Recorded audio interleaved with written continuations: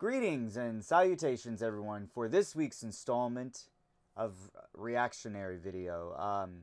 If you guys are just joining us, if this is your first time, watching the channel here, what we normally do here is on Tuesdays or Wednesdays, I'll release a video of reading through Exodus in Hebrew. And then every Friday, I release a video. Usually it's a reactionary video. The last one was over the Exodus. The ones before that were over Answers in Genesis and Noah's flood. But this week I decided to stick to Sean McDowell's channel here. And he interviewed someone by the name of Jeremiah Johnston. Now, Dr. Jeremiah Johnston is a New Testament scholar, which I find interesting considering he's being interviewed for a defixio or a curse tablet. So I find that interesting.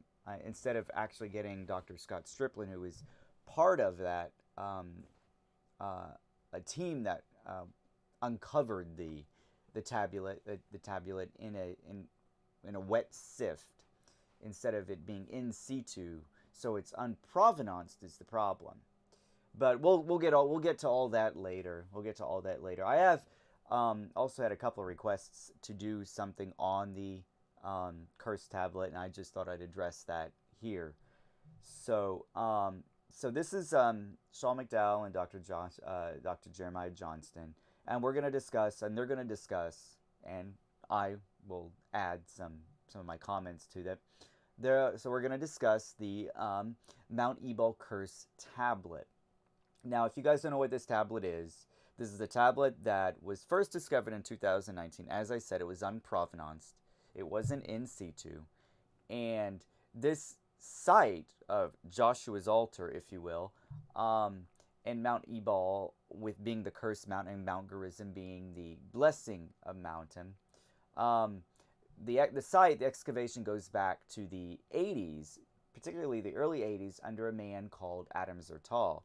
Now, Zertal is deceased now, but he was convinced this was Joshua's altar, the same Joshua's altar that was that the writer of the book of Joshua discussed or laid out in chapter 8. And this cursed tablet was found through a wet sifting process. So again, it's unprovenanced, and it wasn't found in situ. So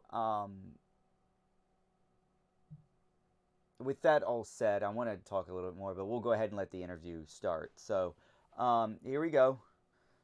Dr. Sean McDowell and Dr. Jeremiah Johnston. So. All right, friends, have archaeologists discovered a 3,000-year-old tablet that contains the oldest Hebrew text, including the name of God.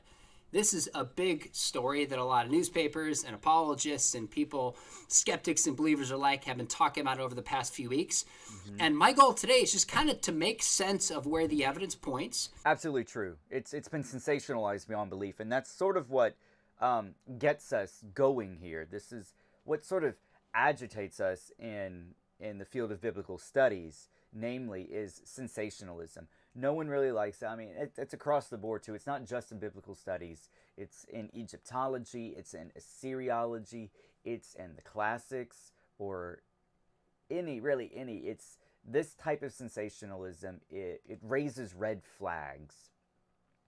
So, but anyway, we'll go on.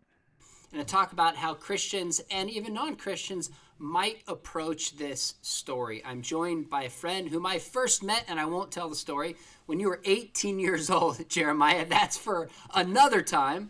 But we have Dr. Jeremiah Johnston, who's a New Testament scholar, was at the Houston Baptist University for a while, and now the Christian Thinker Society, to join us to make sense of this. So thanks for carving out time and jumping on. Great to be on with you, Sean. Love your program and just love you and your ministry. And thanks so much for just bringing great content out there for us so regularly. I know that's a labor of love, so keep it up. And I do want to send a shout out. I'm coming to you from Louisiana, the great state of Louisiana. I'm in West Monroe, and I want to give a big shout out to the Claiborne Christian Academy here and Family Church. They've Nice. set it up for me to be able to do this interview right in one of their offices. They've been awesome. So shout out to my Crusaders. I love it. Well, on that note, let's just jump right in and Do it. see what we can make sense with this. Here's the headline out of the Times of Israel. It says, archaeologist claims to find the oldest Hebrew text in Israel, including the name of God. Now, before we assess this, give us a sense of what is the claim about what was even found. And that's the sensationalism that I was talking about, just in that newspaper article that Sean McDowell read. That's the type of sensationalism that we're talking about, and it's not really wanted or desired. And quite frankly, it just kind of annoys scholars. So, Absolutely. What Dr. Scott Stripling and the Associates of Biblical Research, their excavation found in 2019 through a wonderful process called wet sifting, looking at Mount Ebal, and we'll go there in a few minutes, what they found. before he continues again, I should like to correct myself. It should be Mount Ebal. The pronunciation of it, at least in Hebrew, it is. Now we've anglicized it, so it's Ebal, but in Hebrew it should have been it's Mount Ebal. But anyway, I'll let him go on. And I want to give a shout out right at the beginning to our volunteers that work at these archaeological digs, because the volunteer by the name of Frankie found it. And as soon as Scott saw it, he immediately recognized it as a defixio, which is in Latin, literally means a curse tablet. You fix a curse, literally stick someone with a curse. It was a curse tablet. It's a lead curse tablet, 2 by 4 centimeters. And then when it's folded, Sean, 2 by 2 centimeters. So they knew what they found, and what they've announced that they found was a lead curse tablet from the land of Israel, from Mount Ebal. All right, We'll stop there. I want to show you guys. Oops, didn't mean to do that part there. I want to show you guys what this tablet looks like, how small it is, and everything. Here it is. You can see that it fits in the palm of someone's hand. That's how small we're talking with this tablet. This defixio. It's quite small. Quite small. Is this it? Yes. So here. This photograph is much more, it's better, for lack of a better term. It's a much better photograph.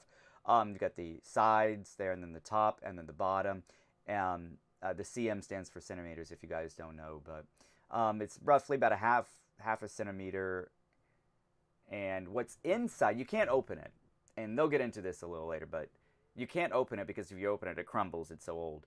But what they can do is, I think it's called tomography, and they can find out what letters are on the inside, which is what they've claimed to do. But anyway, I'll let Dr. Johnston and McDowell sort of elaborate on that. So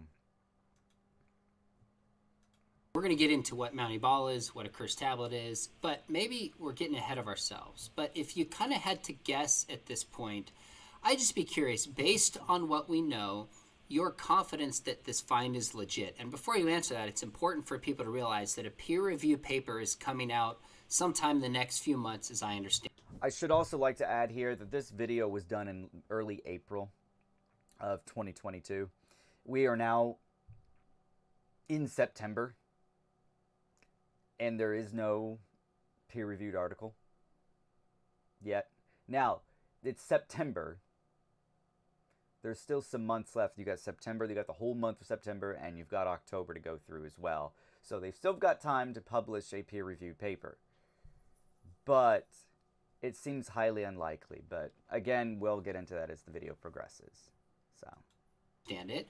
And there's also not scans and images made public for scholars to assess. So we're really based upon kind of secondary information given by others. So I know you want to qualify your assessment, but are you 50-50, 60-40, 90-10? Where would you place yourself based on what we know now in terms of your confidence that this may actually be an early inscription?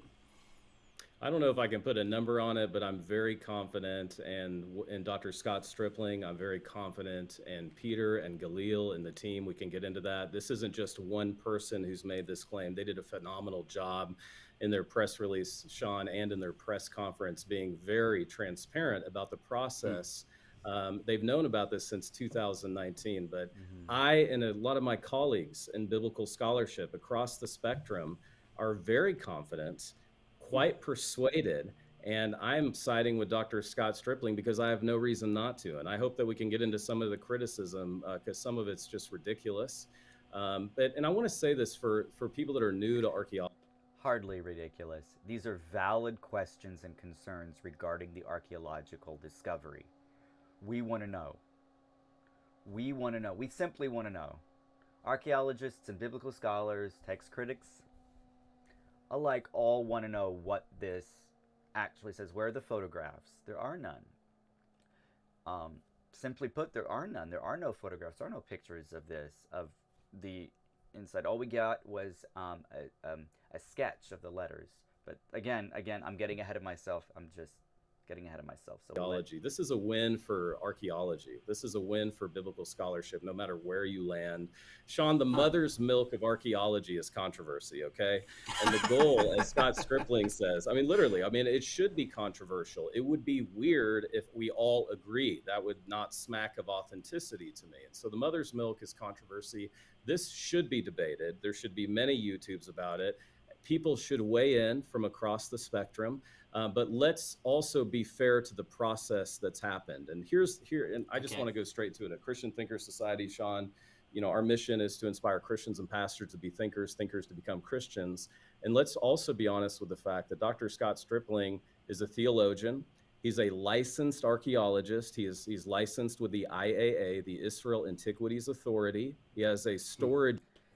And he is. Dr. Stripling's actually licensed. He's an archaeologist. So, but the problem is, at least with most Bible scholars, is that he lets his, he's, I don't know how to nicely say this.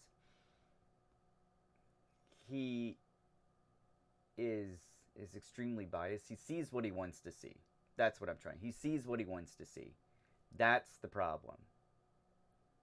And that can cloud his judgment.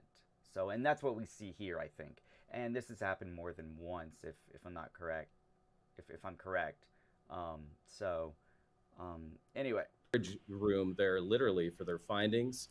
And Dr. Stripling has been excavating material from the land of Israel for conquest sites for the last 25 years. He's careful about his reputation, and he's very well known. And he has all of the archaeologists on speed dial in the land of Israel, and he has a great reputation among them and with the universities. He's not going to blow his reputation on some kind of thing that he's not sure about. And so I just want to, again, compliment Dr. Stripling for the great work he's doing. And also, I think we should dive in a little bit at some point, if we have time, to just this process of archaeology, because, 90% of Bible scholars, for whatever reason, have not been to the land of Israel. Why am I interested in archaeology as a New Testament scholar? How does it aid me in my exegesis and my interpretation? So that's what caught my eye about this.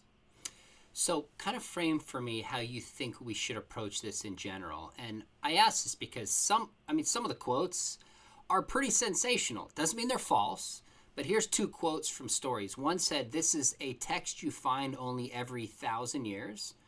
Another one said, absolutely the most important inscription ever found in Israel. Now, I know, because a number of skeptics will watch my channel, when they see that, instantly, the radar goes up and goes, really? We've heard this before with the Mark fragment. We've seen... And we've seen this in archaeology as well. Like he said, the Mark fragment's a good example of that. It was sensationalized. It was sensationalized. It was crazy. It's crazy.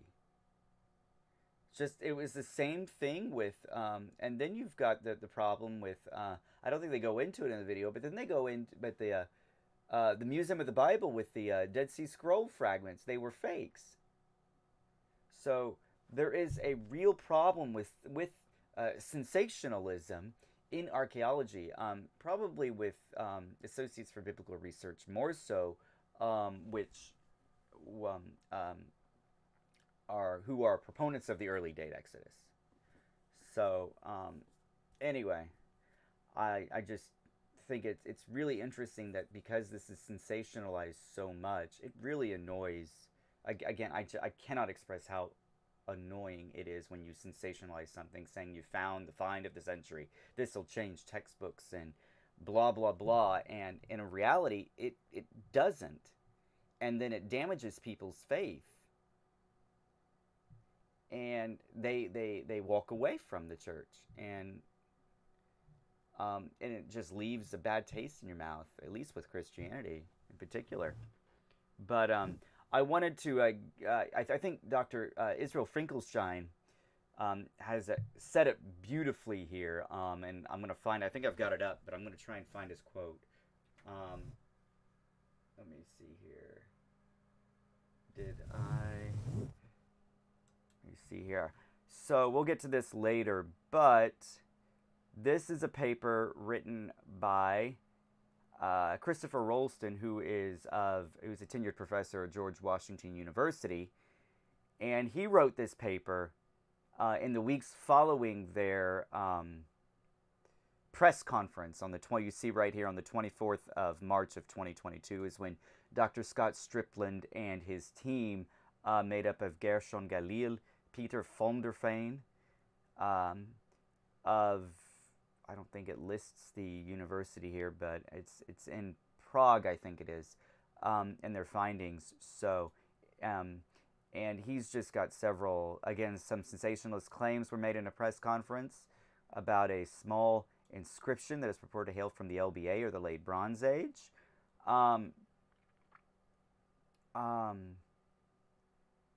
Yeah, 2 by 2. We're looking at a 2 by 2 centimeter inscription there. We can keep going. Trying to find, I might be on the wrong page, but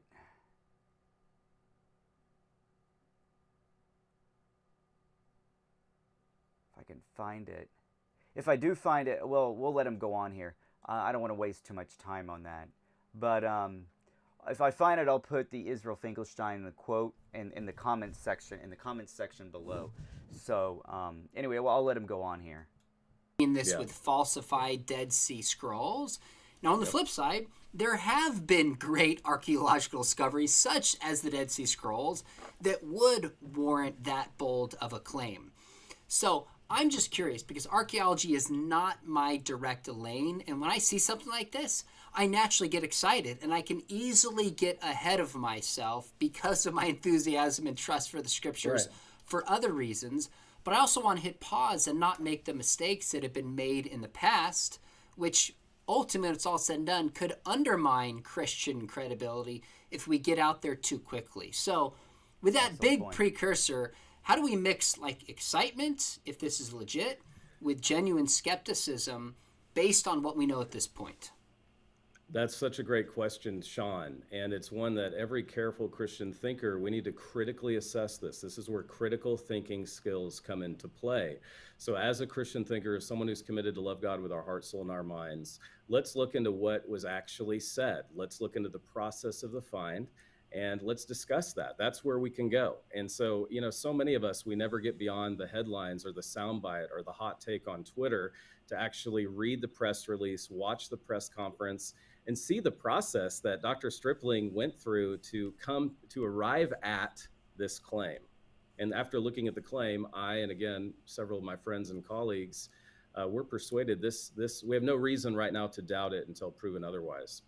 Okay, fair enough. Well, let's talk a little bit about the find itself so people understand what it is. It talks about a tablet, but as I understand, it's like the size of a stamp. It's a couple centimeters, and has what's called Proto-Alphabetic Hebrew text. Okay. I'm sorry. I'm going to stop right there now. I'm excusing McDowell because he is not an archaeologist. So, but there's no such thing as a Proto-Hebrew alphabetic script. It's Proto-Canaanite. It's a Proto-Canaanite script. And again, Rolston here. By the way, Rolston's paper here is free public. It's open to the public domain on academia.edu if you want to find this yourself. Now, we had problems here before trying to find it. Towards the beginning of his paper, I think, he talks about the same thing. The sensationalism, of course, the claims here that they're going to go over in there. The chronology. I think they go into the chronology a little bit.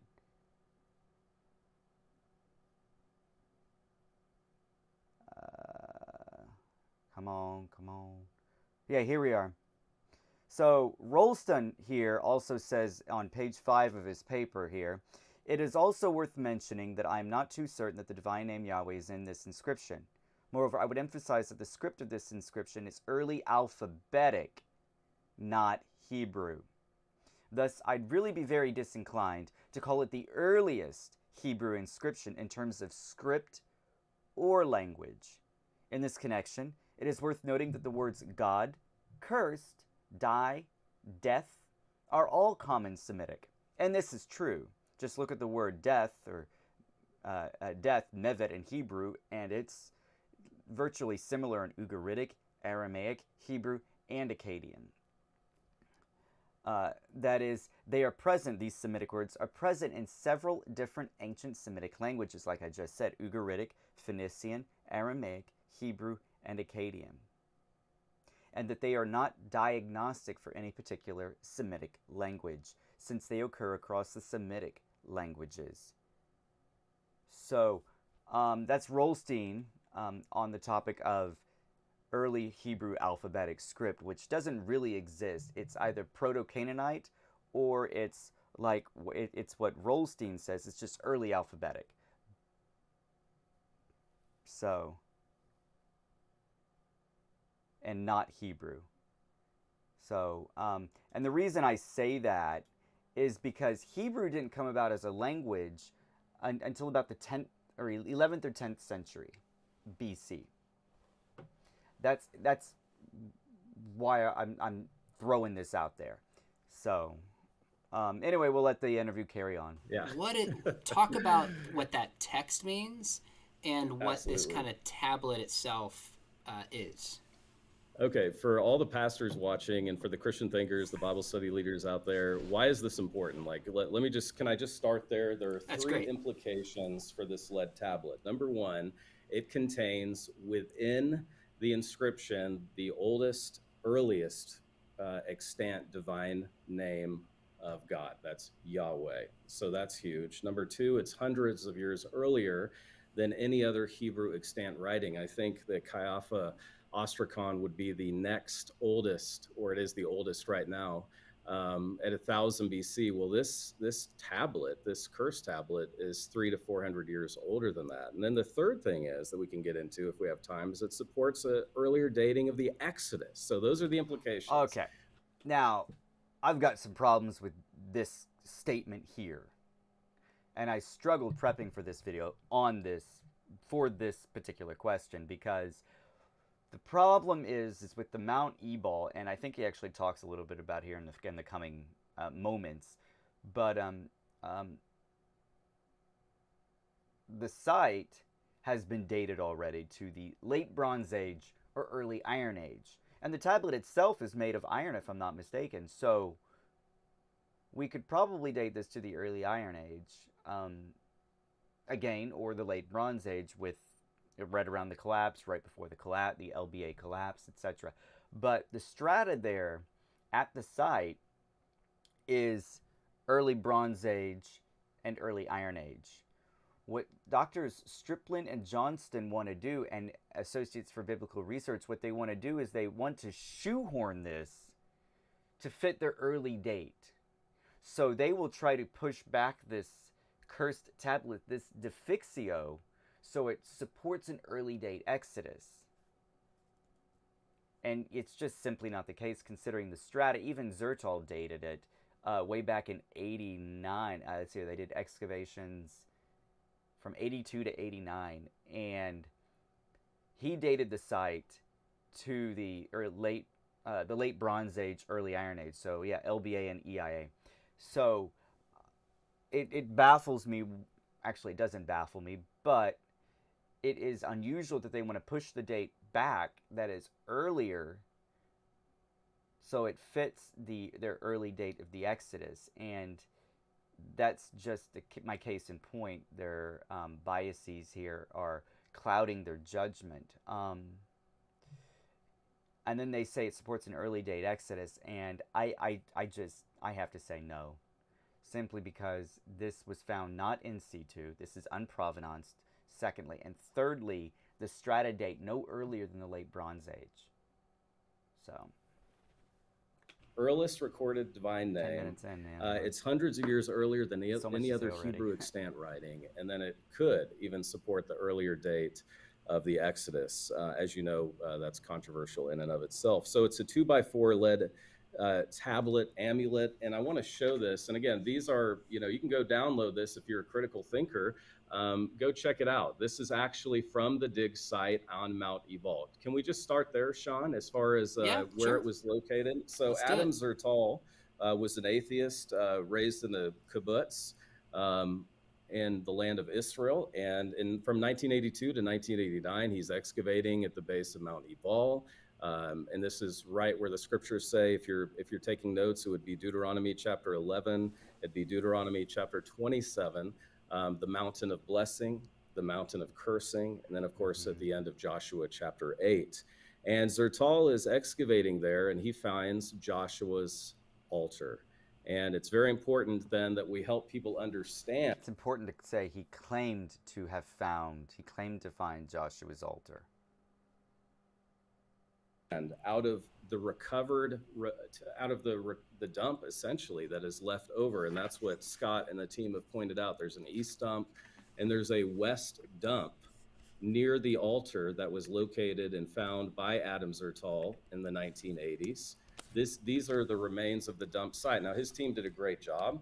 And so what did Dr. Scott Stripling and the team do?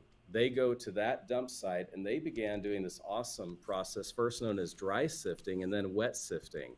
I'm a dad of triplets, Sean, that are 5 years old, so I haven't slept in 5 years.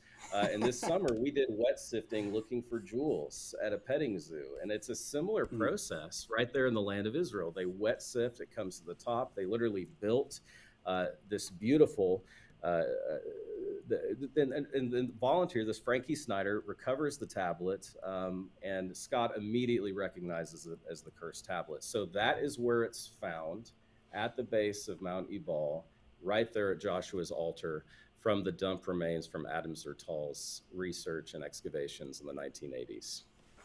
Okay, so let's unpack a couple things related to this. You're referring to it as Joshua's altar, as you said. I think it's Joshua 8, 30, and 31. Right.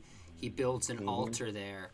From what I understand, there is some debate about whether this is Joshua's altar or not. And I say... And he's right, there is debate. When Zertal made the claim in the 80s, he was met with criticism when he said it in the first place. And the controversy still exists today. I think Finkelstein thinks it's a watchtower and not a cult site, for example. Others in the Lemaire has weighed in on this. He claims it's a cult site, but it's not the altar of Joshua. Are two scholars themselves who debate the idea that who debate the claim that this is Joshua's altar. So there are other scholars that have weighed in on the issue as well. So. Say that because it seems to fit what we would expect to find if the scriptures are true, but there is some debate about the dating of the altar and if it matches the one really built by Joshua. So can we say, like, how confident are we that this really is Joshua's altar before we get into the tablet in particular that was found there? Well, again, all I'm looking at is the evidence. That's another great question. Zertal only had 2 strata. He had late bronze. We're all looking at the evidence. 2 and then iron A. And either way, the tablet itself is 150 years earlier, let's say, and it's unlikely given the epigraphy that is from that Iron Age. It's probably from LB2. But even if it was, it's still 150 years older than anything we have. And so, sure, there's going to be debate about whether it's really Joshua's altar. But again, based on what the evidence I'm seeing, I have a good level of confidence that it is indeed Joshua's altar. And then what do we have there? It exhibits verisimilitude with what we have from this two stratum. We have a cursed tablet near the mountain of curse by an altar. So do the evidence with you will what you will. So I'm confident in the evidence. Okay. Well, unpack a little bit more what proto-alphabetic Hebrew text thank you. is. So again, the skeptics of the Bible will say that there was not a standardized text in Hebrew, and that's true. And so they'll say, if you look at the documentary hypothesis, that you don't have El and Yahweh. And there's all kinds of other criticisms that go in with the documentary hypothesis, that the Bible took hundreds of years to come together. Moses could not have written the Pentateuch because there wasn't a standardized text. And so what you see, and again, the expert is Gershon Galil, Peter Vandeveer, Scott Stripling. So again, let's talk about the process. Scott finds this in 2019. On a side note, guys, when he just because I just thought of this, since he brought up the JEDP hypothesis, the documentary hypothesis, I actually wrote a paper. It's about 25 pages long, and it's on academia.edu if you guys want to check it out. Defending an early date of the Pentateuch against the DH. So I just think there are sections of the Pentateuch that are clearly older than what the DH proponents would argue for against. So I just wanted to throw that out there, but we'll let him go on. He knows it's a cursed tablet. The volunteer shows it to him, and he immediately sends it out to epigraphers and paleographers, and their job is to essentially date it using the deciphering of the interpretation of the letters. They find 40 Hebrew letters, 23 words. That's what they find, and then they began to interpret it. And this is essentially Egyptian hieroglyphs morphing into early Hebrew phonics. And so, yeah, it's not a standardized text. You can read it. No, it's not. No. It is not. It is not Egyptian hieroglyphs morphing into Hebrew text. I think what's going on here is he's kind of confusing how scripts and language work. I mean, we've all seen how the development of the alphabetic script and everything, Egyptian and everything. I wouldn't say morphs into Hebrew. It's a bit more complicated than that. So, right to left, up to down, right to left, up to down, left to right. Okay. It's not a standardized text. And so that's what Proto-Hebraic alphabetic script would be. Again, it's not Proto-Hebraic. You can say a Proto-Alphabetic maybe, or Proto-Canaanite, but Hebrew did not. It's not Hebrew. It's not Hebrew. There was no Proto-Hebrew alphabetic script. There just wasn't. It's either Proto-Canaanite or it was a pre-alphabetic text. There was none of this Hebrew yet. That's how Dr. Stripling's explained it, I think, really clearly as well in the interviews he's done. So when I think about this being discovered, and I've visited archaeological sites, been to Israel, read a ton about this, but not going to pretend I know more than I do on actual archaeological digs. When I first read this, the skeptic inside me goes, okay, they find this just placed in, kind of the dirt, and they sift it. What an easy way to place a forgery there, as opposed to the more recent Dead Sea Scrolls in a cave on the side of a mountain, discovered in such a difficult fashion. It almost seems too good to be true. So how, and maybe this is just an intuition, but is this how we would expect to find such a cursed tablet if it were there? Or is there anything suspicious about the process itself, given that somebody's just sifting through this place and comes across this 3,000-year-old tablet in pretty good shape, right? Right. As good as it could be. This is where archaeology is so exciting, and I want to encourage the professors that are watching us right now, Sean. They need to send their students to archaeological digs. Dr. Stripling and his team of volunteers, there's 100 dig sites this summer in the land of Israel, and Scott is one of those 100. Hmm. And it costs a lot of money to dig, and they got to make sure they're digging in the right spots. Of If I'm not mistaken, it's actually more expensive to dig in Israel than it is in Egypt. It's insane from what I hear to dig in Israel compared to Egypt. So course, they always use the biblical text. As Craig Evans and I say, they use 6 texts: Matthew, Mark, Luke, John, the book of Acts, and Josephus, to make sure they're digging the right spot. And then when they go through these dump piles, they're recovering coinage. Their teams, at least Dr. Stripling's, they've recovered coins from every political leader mentioned in the New Testament. Scarabs, amulets. It's not unusual to find these things in these dump heaps. Now, what was a little more unusual for Zertal's is they did such a thorough job of excavation. Dr. Stripling has pointed out that they found fewer items at Mount Ebal. That's just because of how well Zertal did in the 1980s with his team.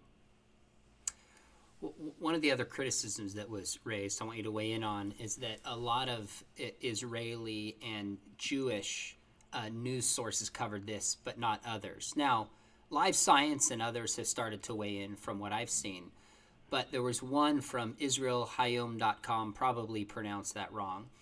And what they said was, this is proof of the Jewish people's deep connection to Samaria. I can't help but read that and think, wait a minute, it sounds like there's a political agenda going on here driving an interpretation of this.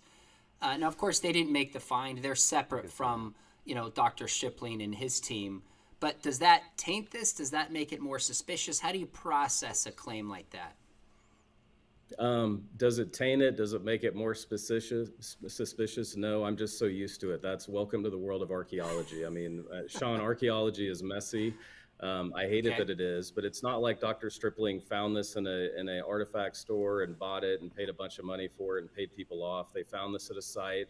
Yeah, and it's a contested site. Some of the criticisms have been that, did he even have the right license? Well, yeah, he was there on Zertal. That I think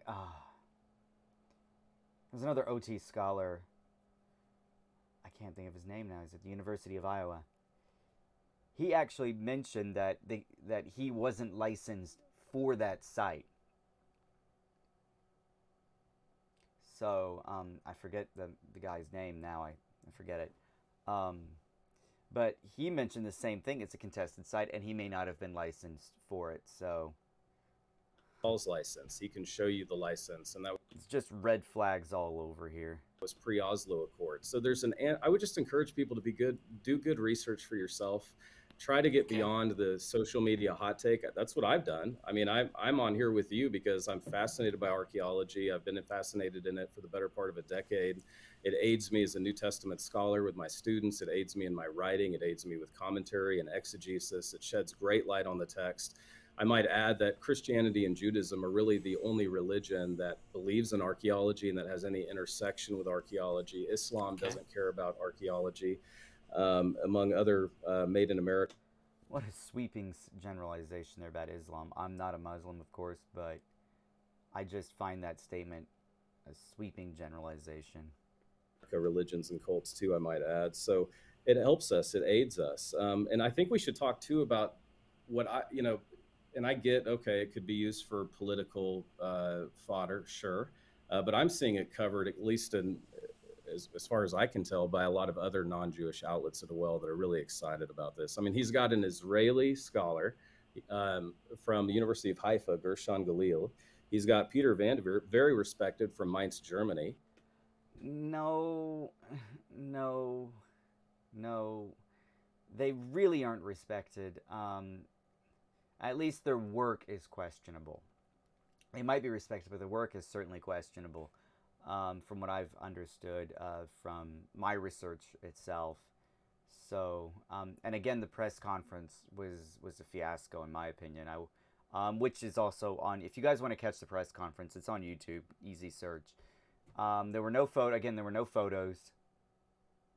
All we had was a sketch of the inscription, which I'll show here later. I think they get into it later. I'm saving it for later. But there's a sketch of the letters. That's all we got. And here we are in September, the beginning of September. And we have no peer-reviewed article yet. And they said it's coming. It's coming. So, will they release one? I'm sure they'll release one. But it's not going to be what I think it's going to be. Whether so. Galil is saying this is the find of his lifetime.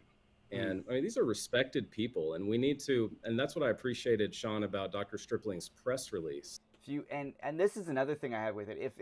If they're so confident and sure about this find, this discovery, why not give us the pictures? Let us see it.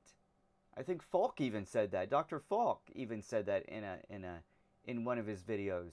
Where are the pictures? Let's see it. Present the evidence. Let's see it. And they simply haven't done that. So, is the fact that he linked to all the people. This is a small village that looked at this. And I also think it's cool too, we can keep diving into the criticism. He's known about this since 2019. Why are we just now hearing about it? Well, there was this thing called a worldwide pandemic. And well, for me, I understand the COVID thing. I understand you discovered in 2019, then bam, the pandemic hit.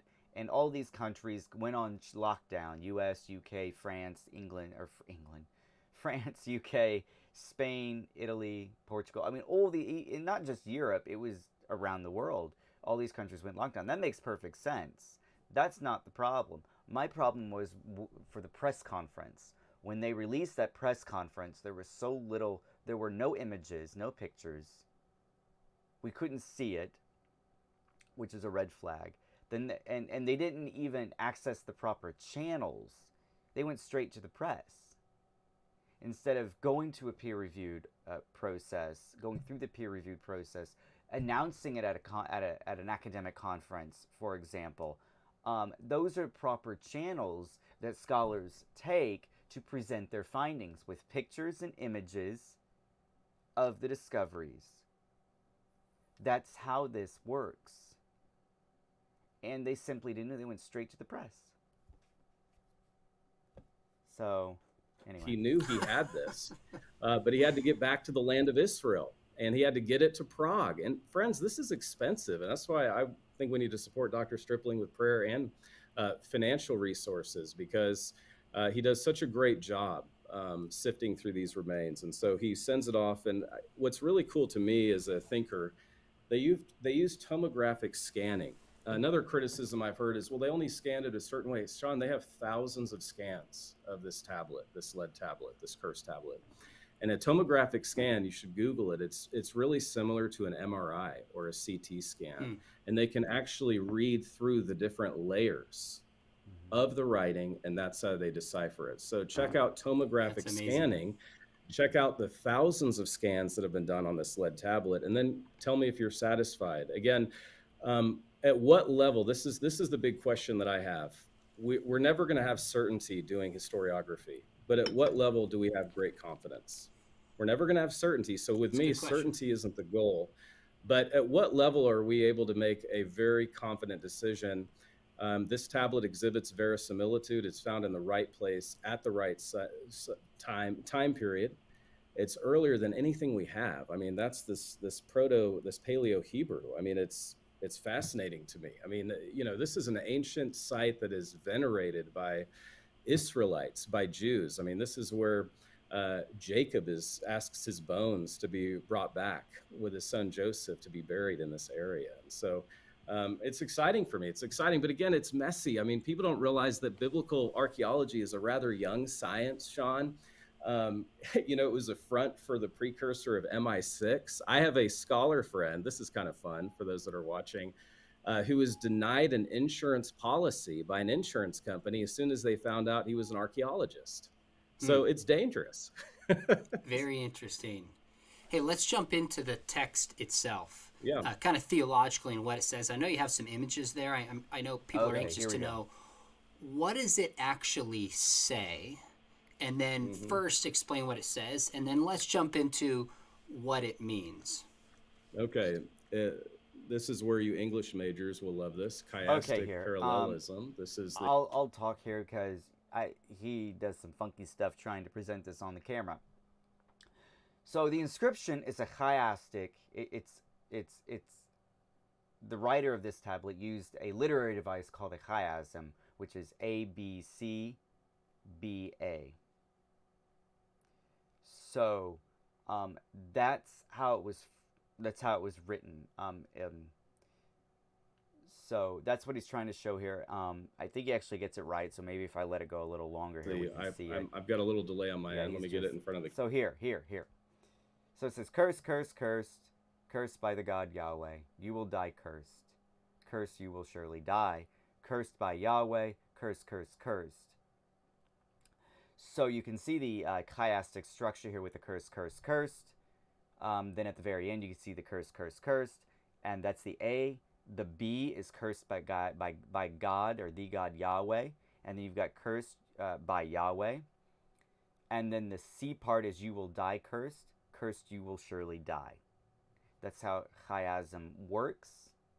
So that's what they're saying the tablet says. And again, they can't just open it, because if they open the tablet, the defixio, then it will just it'll crumble, because it's so old, of course. So the camera. Perfect. And again, I would encourage folks to download these. These are publicly available. Let me just make sure I got it there. It's 40 letters in Hebrew. This is the English transliteration. You can read this at the bottom. I'm not coming up with this. This is in the press release. 11 of which are the Aleph, of course. In the 23-word English translation, listen to this. It says, cursed, cursed by the God Yahweh. You will die cursed. Cursed, you will surely die. Cursed by Yahweh. Cursed. So we have the covenant name of God, Yahweh, that shows up twice.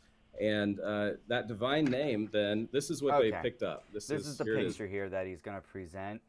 And I've actually got a better one here I think I can bring up. So let me look it up.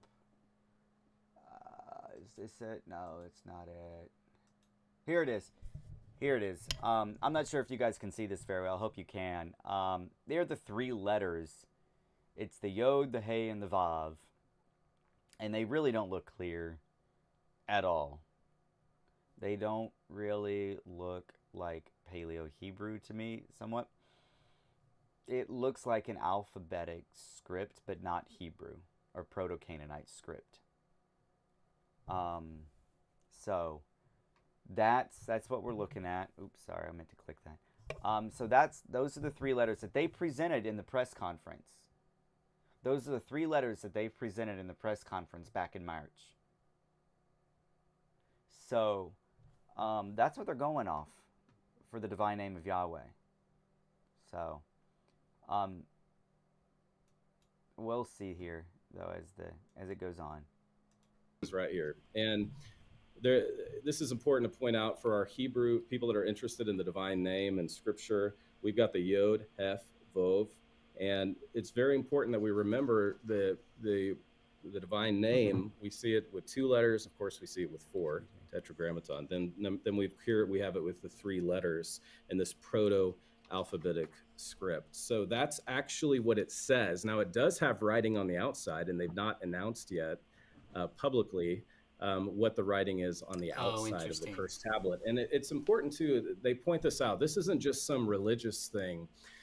This was a legal document. This was a legal curse. They were binding themselves to this curse. They sealed it, not to be read again, and they literally bound themselves to this curse. And again, the biblical context, and I appreciate you pointing that out, comes right out of Deuteronomy 11:29, 27:13, and then Joshua 8, where half the tribes are on the Mount of Blessing, Mount Gerizim. The other half are on the Mount Ebal, where this cursed tablet is found and located near Joshua's altar.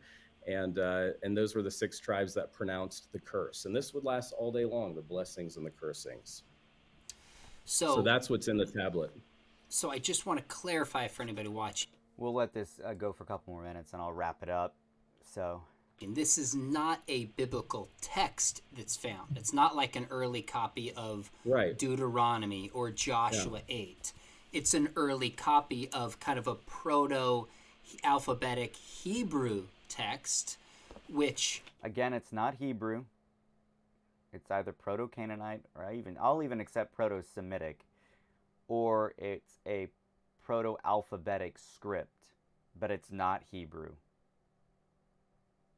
Matches up with the Israelites being in that land at that time and being literate. It confirms some of the stories that are contained that they could have been written potentially by people like Moses and the Israelites at that time. Did I capture that right? Absolutely. Beautifully.